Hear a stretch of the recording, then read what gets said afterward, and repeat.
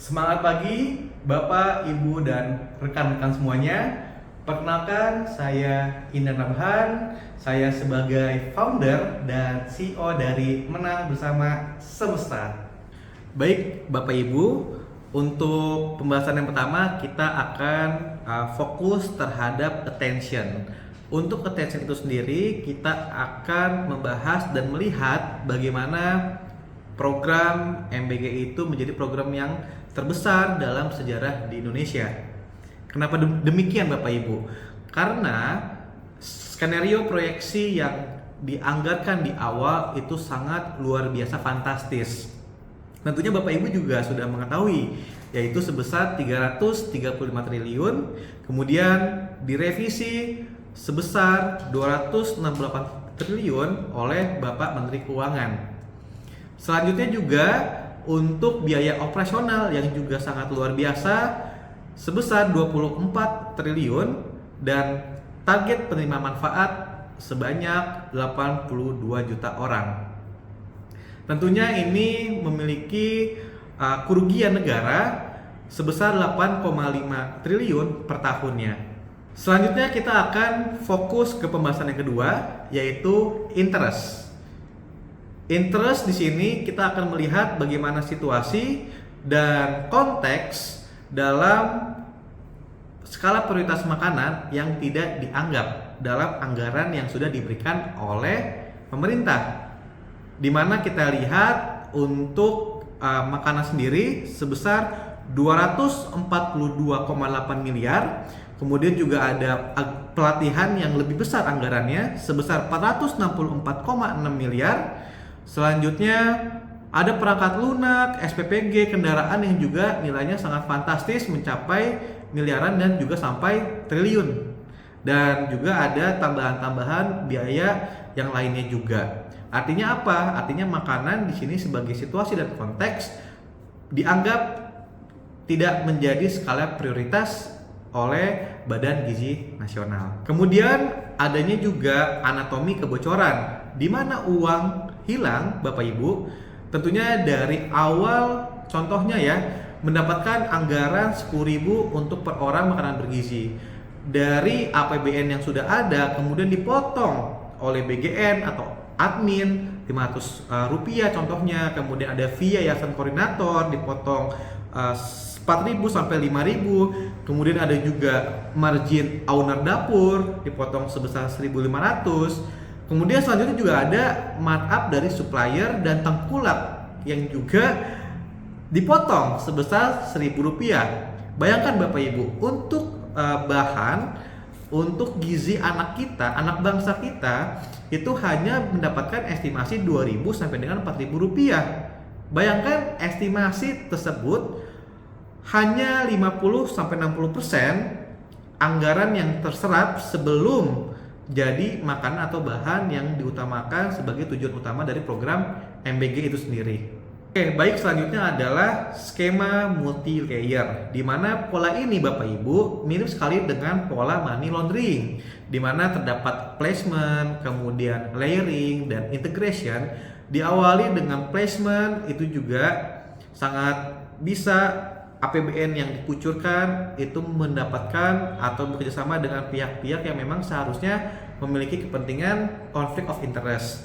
Kemudian juga dari layering, adanya lapisan-lapisan yang multi layer seperti yang contoh sebelumnya, dari dana APBN sampai dengan bahan untuk makanan gizi anak bangsa kita itu sudah ada potongan-potongan, dan terciptanya suatu integration dalam tanda kutip keberuntungan atau hasil profit yang memang dianggap sah sebagai hasil suatu usaha bisnis dapur MBG itu sendiri. Baik, selanjutnya Bapak Ibu kita akan masuk ke pembahasan yang ketiga tentang desire. Bagaimana kita melihat analisa secara mendalam dampak MBG makan bergizi gratis terhadap ekonomi, khususnya untuk rupiah, IHSG, dan kelas menengah. Kita masuk ke pembahasan yang pertama di desire, yaitu rupiah. Rupiah tentunya melemah Bapak Ibu, sudah lebih dari 18.000 nilainya. Kemudian BRIC juga di level tertinggi. Kemudian market juga memburu dolarnya sangat tinggi dan melepas rupiahnya juga sangat masif Bapak Ibu. Selanjutnya adalah untuk yang kedua terkait IHSG. IHSG itu sendiri tentunya juga mengalami koreksi. Sekarang IHSG itu di bawah 6.000, terendah juga sejak tahun 2021. Market tentunya bearish dan kepercayaan juga kepada pemerintah terhadap kebijakan juga belum seutuhnya kembali Bapak Ibu. Kemudian yang ketiga, kita akan melihat dari indikasi risikonya juga. Secara outlook Moody's dari awalnya rating stabil menjadi negatif, ini juga akan berpengaruh nih Bapak Ibu atas keputusannya nanti apakah bisa menjadi resiko non investment grade. Kita akan melihat juga nih dari behavior economics, bagaimana kita melihat persepsi, ekspektasi dan perilaku. Dari persepsi, pemerintah tentunya tidak dikelola dengan baik. Kita punya ekspektasi juga ekonomi akan memburuk, jadi banyak sekarang asetnya itu lebih ke arah forex atau mata uang asing USD. Dan secara perilaku juga banyak yang sudah survival mode ya Bapak Ibu ya, dengan membeli kemasan yang lebih kecil atau dengan yang namanya shrinkflation. Selanjutnya adalah kelas menengah nih Bapak Ibu. Dalam melihat kondisi real, jumlah kelas menengah itu mengalami penurunan dari 50 juta penduduk menjadi 46 juta penduduk. Kemudian juga dari tabungan atau saving itu untuk rata-rata per bulan itu juga turun dari 3 juta menjadi 1,5 juta rupiah. Kemudian untuk kondisi keuangan keluarga dari pendapatan, pengeluaran, tabungan itu juga mengalami perubahan ya. Untuk pendapatan itu sendiri mengalami penurunan, untuk pengeluaran itu mengalami kenaikan, dan yang terakhir tabungan juga mengalami penurunan. Artinya secara pertumbuhan ekonomi itu melambat. Selanjutnya program MBG itu sendiri secara analisa lebih mendalam tidak dilaksanakannya dari pilar anti korupsi. Ada 4 Bapak Ibu untuk kita sama-sama berdiskusi yang harus dimiliki oleh Badan Gizi Nasional, tapi semuanya tidak ada Bapak Ibu, di mana dari accountability-nya tidak ada, fairness juga tidak ada, transparansi juga tidak ada, dan independensinya juga tidak ada.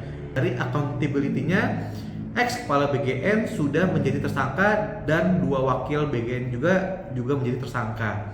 Kemudian yang kedua adalah fairness. Bagaimana terjadi fakta dalam memarkup harga Bapak Ibu dan melakukan monopoli jaringan tertentu dan terindikasi sangat masif.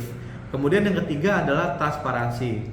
Tidak terbukanya data gitu ya sebagai bentuk transparansi melihat publik apa yang dilakukan, juga terkait adanya pola multi layer yang tadi sempat di-mention di materi sebelumnya. Dan yang keempat adalah independence. Banyak sekali konflik of interest, bagaimana tidak gitu ya, dari mulai hulu ke hilir itu semua tidak ada pihak yang mengaudit secara independen ataupun pihak swasta atau private sector. Bapak Ibu bisa bayangkan bagaimana secara opportunity cost antara kita melihat nasi bungkus versus masa depan bangsa. Pada saat bayangkan biaya operasional makan bergizi gratis sebesar 24 triliun. Ketika 40 tahun gratis gitu ya, kita ambil contoh seandainya kita berkuliah menjadi mahasiswa di Institut Teknologi Bandung, itu bisa 40 tahun gitu ya dengan anggaran 21,22 triliun untuk bisa mengeluarkan atau mendapatkan hasil dari anak bangsa terbaik sebanyak 212.000 sarjana gitu ya. Artinya 1 bulan konsumsi sama dengan 40 tahun investasi otak bangsa terbaik kita. Baik, selanjutnya adalah apakah makan bergizi gratis atau MBG termasuk dalam investasi? Tentunya jawabannya adalah tidak ya Bapak Ibu ya. Kenapa? Karena seperti yang kita tahu, yang namanya investasi harus punya kategori menghasilkan gitu ya. Ada yang dinamakan kategorinya tangible asset dan intangible asset. Aset yang terlihat dan intangible atau aset yang tidak terlihat. Sedangkan makan bergizi gratis ini tidak termasuk keduanya karena tidak memiliki produksi yang menghasilkan suatu investasi atau nilai bisnis di jangka panjang atau di kemudian hari, Bapak Ibu. Bayangkan, bisa kita lihat juga pilar dari kardus, ekonomi tidak tumbuh dari perut Bapak Ibu, tapi dari produksi. Baik Bapak Ibu, selanjutnya kita akan masuk ke pembahasan yang keempat tentang action. Untuk action itu sendiri, kita akan fokus dalam melihat rekomendasi secara strategis. Yang pertama adalah kita bisa meminta untuk pemerintah wajib mengkaji ulang program dari MBG, bisa melakukan pilot project secara terstruktur walaupun sebenarnya udah terlambat dari 1,5 tahun sudah dilaksanakan MBG gitu ya Bapak Ibu ya. Selanjutnya yang kedua adalah fokus dengan daerah yang memang tertinggal, bukan untuk semua secara massal disamaratakan gitu ya. Belum tentu yang di kota juga tepat sasaran. Seperti itu kan Bapak Ibu. Kemudian yang ketiga adalah pangkas birokrasi, buka terhadap ruang swasta. Jadi bagaimana kita meningkatkan private sector juga dimanfaatkan. Dan yang keempat adalah business friendly secara government policy. Jadi jangan sampai kondisi sekarang banyak net sell asing gitu ya, dengan melihat regulasi maupun kebijakan dari pemerintah yang memang tidak support, tidak pro terhadap investor. Jadi jangan sampai mereka meninggalkan Indonesia dan memang berinvestasi ke negara tetangga bahkan ya. Dan yang terakhir adalah quick win and sense of crisis, di mana kita bisa memberikan integritas juga untuk khususnya pemerintah gitu ya, hemat anggaran, kemudian secara tepat sasaran. Untuk apa sih? Untuk kita mengantisipasi yang namanya moral hazard dan perfect corruption dalam program makan bergizi gratis atau MBG. Oke, Bapak Ibu, tidak terasa kita sudah masuk ke pembahasan yang terakhir, pembahasan kelima. Pembahasan yang kelima itu akan fokus melihat key takeaways, di mana di sini ada 2 poin penting dalam program MBG in this economy. Yang pertama adalah ketahanan ekonomi tidak hanya dibangun oleh negara, tapi juga oleh keluarga dan diri kita sendiri, khususnya pencari nafkah utama. Yang kedua adalah masa depan membutuhkan perencanaan dan perlindungan keuangan, khususnya dalam antisipasi resiko kehidupan. Oke, saya izin sedikit untuk membreakdown dan mengelaborasikan dari poin pertama Bapak Ibu. Untuk poin pertama adalah pencari nafkah utama ini sangat penting untuk dirinya dilindungi sebagai aset gitu ya.